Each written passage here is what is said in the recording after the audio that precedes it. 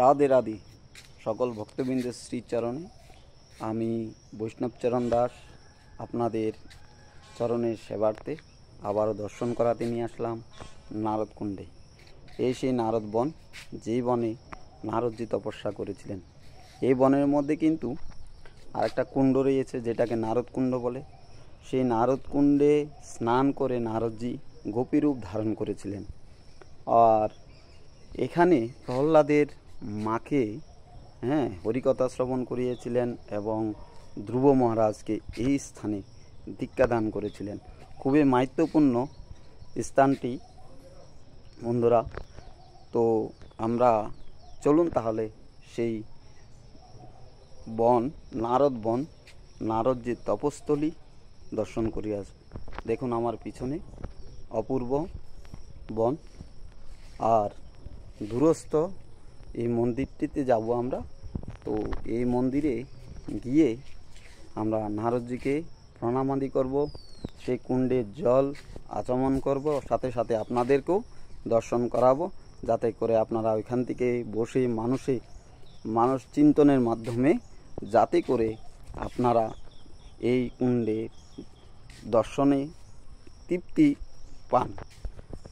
আর একটা কথা, আমি তো অতটুক মূর্খ এক ব্যক্তি, আপনাদের কিভাবে বোঝাতে পারবো সেটা তো জানি না। যতটুক পাচ্ছি টুকটাক করে বোঝানোর চেষ্টা করছি।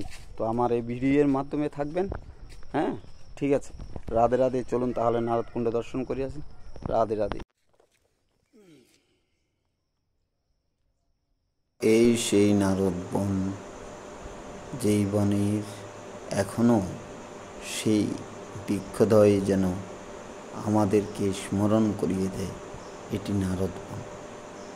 এখানে বৃক্ষদ্বয়গুলো যেন পরিপূর্ণ স্বরূপে জাগ্রত হয়ে আপন আপন ভজন সন্ধানে বা আপন আপন ভজন স্থানে দাঁড়িয়ে ভজনের করে ভগবানের লীলাদিগুলো যেন দর্শন করছেন।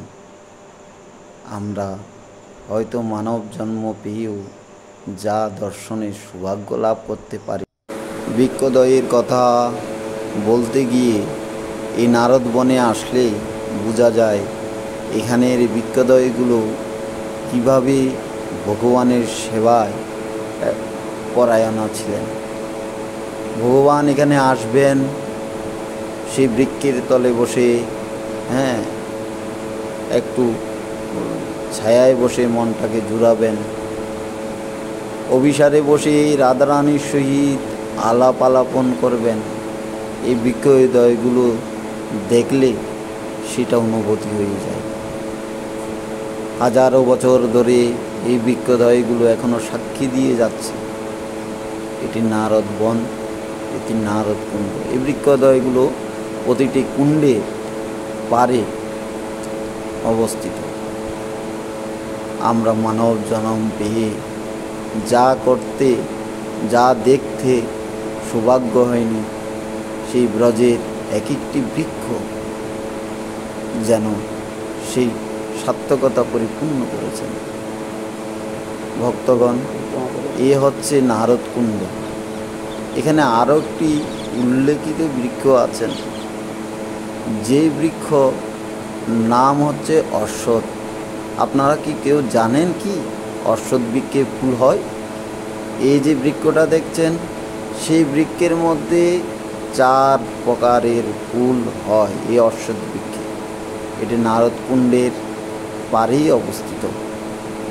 এটিকে পারিজাত অশ্বত্থ বলেন। অনেক ভক্তগণ আসেন, পরিক্রমা করেন এই কুণ্ডে। এই কুণ্ডের সমস্ত স্থান খুবই দর্শনীয়। এই কুণ্ড আপনারা আগেও কয়েকবার আমার ভিডিওর মাধ্যমে দর্শন করানোর চেষ্টা করেছি। আবারও সেই দর্শনের অভিলাষী যারা আছেন তাদের জন্য আবারও এই ভিডিওটা নতুন করে করার চেষ্টা করছি। এই নারদ বনের সমস্ত প্রকৃত সৌন্দর্য যেন মন জুড়িয়ে যায়। সবুজে ঘেরা চারিদিক, আর মাঝখানে নারদকুণ্ড। যে কুণ্ডে স্নান করে নারদজি গোপীরূপ ধারণ করে রাধারানীর সহিত মিলিত হইতে গিয়েছিলেন। এই সেই নারদ কুণ্ড, আপনাদেরকে সেই নারদ কুণ্ডে নিয়ে এসেছি। যে কুণ্ডের পারে বসিয়ে প্রহ্লাদের মাকে হরিকথা শ্রবণ করিয়েছিলেন, আর প্রহ্লাদ নিজ মাতৃগর্ভে বসে নারদজির মুখস্থিত ভাগবত কথা শ্রবণ করেছিলেন। আহা, সেদিন আমাদের আর কবে হইবে, দেখিব সেই রূপমাধুরী, জুড়াবে সে নয়ন, সেদিন আমার কবে হবে। এ কুণ্ডের পারে পারে তীরে তীরে আমরা কবে হেরিব সেই যুগল প্রীতি। মনের চলে আসলাম নারদ বনের সে মন্দিরে। নারদজির বিগ্রহ আছেন, যুগল কিশোরের বিগ্রহ আছেন, সনকাদি ঋষিগণের বিগ্রহ আদি আছেন, অপূর্ব দর্শনীয়। এখানে ওনাদের পরম্পরার অনেক ছবি, মহাত্মাদের ছবিও বিরাজমান। অপূর্ব সুন্দর এই মন্দির, তো আপনারা দর্শন করতে। তো আমি এই মন্দির দর্শন করিয়ে এখন শনিদেবের মন্দির আছে বিরাজমান। তো সাথেই থাকবেন আমাদের এই ভিডিওর মাধ্যমে। আর এই গোবর্ধন তলাটিতে আসলে অবশ্যই আসবেন নারদকুণ্ডে, এখানে অপূর্ব দর্শনীয় স্থান। তো আমাদের সাথে থাকবেন, আর বিশেষ করে আমার সাথে যুক্ত হবেন, আমার চ্যানেলটিকে সাবস্ক্রাইব করে আমার সাথেই থাকবেন। তো এই পর্যন্তই আমার ভিডিও দর্শন করতে থাকবেন এই অবস্থা। রাধে রাধে।